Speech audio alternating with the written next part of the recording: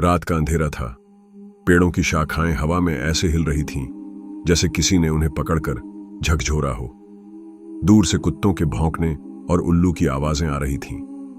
गांव के हर इंसान को मालूम था कि जंगल के बीचों बीच खंडहर बना मंदिर है जहां कोई नहीं जाता।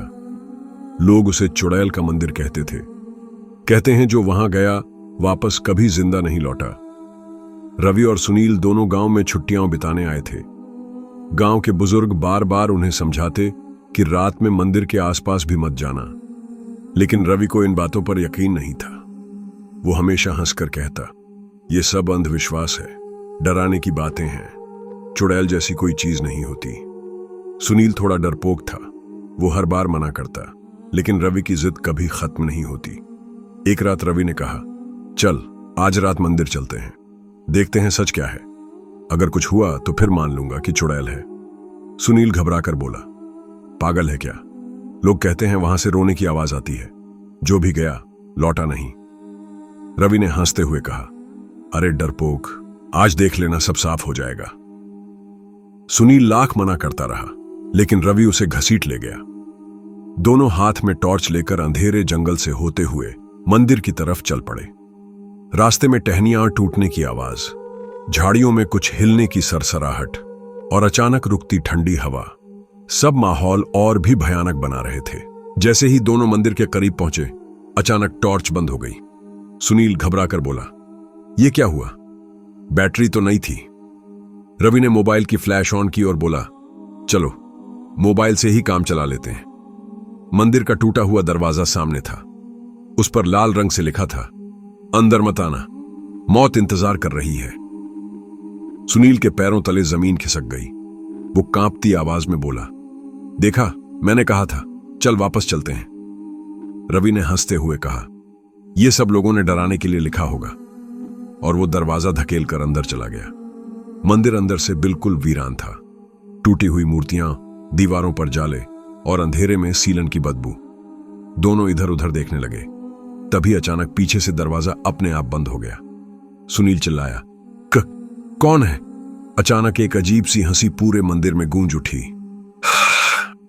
दोनों कांप गए। रवि ने मोबाइल की रोशनी घुमाई तो देखा कि मंदिर के बीचों बीच एक बूढ़ी औरत बैठी थी। उसके बाल बिखरे हुए, आंखें खून की तरह लाल और शरीर सूखा हुआ। उसके एक हाथ में लालटेन और दूसरे हाथ में एक बड़ा नींबू था जिस पर अजीब सा चेहरा बना था। वो औरत गहरी आवाज में बोली, क्यों आए हो मेरे मंदिर में? सुनील की तो जान ही निकल गई। वो जमीन पर गिर पड़ा। रवि की भी हालत खराब थी, लेकिन उसने हिम्मत दिखाने की कोशिश की। कांपती आवाज में बोला, तब तुम कौन हो? औरत ने जोर से हंसते हुए कहा, मैं वही हूं जिसे सब चुड़ैल कहते हैं। वो धीरे धीरे खड़ी हुई और दोनों की तरफ बढ़ने लगी। जैसे ही वो पास आई, नींबू पर बना चेहरा हिलने लगा और उसके मुंह से खून टपकने लगा। सुनील डर से चीखने लगा, रवि चल भाग। दोनों दरवाजे की तरफ दौड़े, लेकिन दरवाजा बंद था। उन्होंने धक्का मारा, लेकिन खुला ही नहीं। तभी औरत की आवाज आई, भागकर कहां जाओगे? यहां आने वाला कोई जिंदा नहीं जाता। मंदिर की दीवारों से अचानक सैकड़ों चीखें गूंजने लगीं, जैसे सैकड़ों लोग दर्द से चिल्ला रहे हों। दीवारों पर परछाइयां नाचने लगीं। सुनील जोर जोर से रोने लगा। रवि ने हिम्मत जुटाई और जमीन से पत्थर उठाकर चुड़ैल पर फेंका। पत्थर लगते ही वो औरत गायब हो गई। सुनील ने राहत की सांस ली और कहा, वो चली गई क्या? लेकिन तभी मंदिर की दीवारों से चुड़ैल की आवाज गूंजी, मुझे मारना इतना आसान नहीं इंसानों। अचानक दरवाजा अपने आप खुल गया। दोनों बाहर भागे, लेकिन जैसे ही बाहर निकले, उन्होंने देखा कि जंगल बदल चुका था। चारों तरफ जली हुई जमीन, पेड़ों की राख और आसमान में लाल रंग की परछाई। सुनील कांपती आवाज में बोला, ये कहां आ गए हम? तभी पीछे से किसी के कदमों की आवाज आई। दोनों ने पलट कर देखा। चुड़ैल फिर से खड़ी थी, इस बार और भी डरावनी शक्ल में। उसके दांत लंबे, बाल हवा में उड़ते हुए और आंखें जलते अंगारों जैसी। वो हंसते हुए बोली, अब तुम मेरी सीमा में आ गए हो, यहां से कभी वापस नहीं जा सकोगे। रवि और सुनील ने भागने की कोशिश की, लेकिन जैसे ही वो दौड़े, उन्हें महसूस हुआ कि जमीन उनके पैरों के नीचे ढस रही है। चारों तरफ से हाथ निकलकर उनकी टांगों को पकड़ने लगे। सुनील चिल्लाया, रवि बचाओ। रवि ने उसे खींचने की कोशिश की, लेकिन तभी चुड़ैल पास आई और बोली, जितना भी कोशिश कर लो, तुम दोनों अब मेरे हो। उसकी आवाज गूंजती रही और धीरे धीरे अंधेरा छा गया। सुनील जमीन में धंस रहा था। उसके पैरों को पकड़ने वाले हाथ धीरे धीरे उसे नीचे खींच रहे थे। वो पूरी ताकत से चिल्ला रहा था, रवि बचाओ मुझे। रवि भी पूरी जान लगाकर उसका हाथ पकड़े रहा, लेकिन जैसे ही उसने नीचे देखा तो पाया कि ये हाथ इंसानों के नहीं थे, बल्कि जली हुई लाशों के हड्डीनुमा हाथ थे, जिनकी आंखों से धुआं निकल रहा था। रवि का दिल तेजी से धड़कने लगा। उसने पूरी ताकत लगाई और सुनील को खींचकर बाहर निकाल लिया।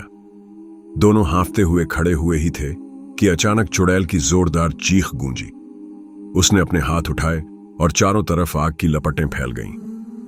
हवा में राख उड़ने लगी।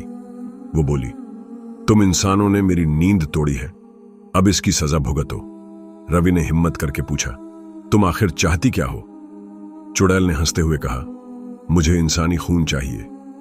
मेरी आत्मा तभी शांत होगी जब हर 100 साल में 2 जीवित इंसानों की बलि मिलेगी।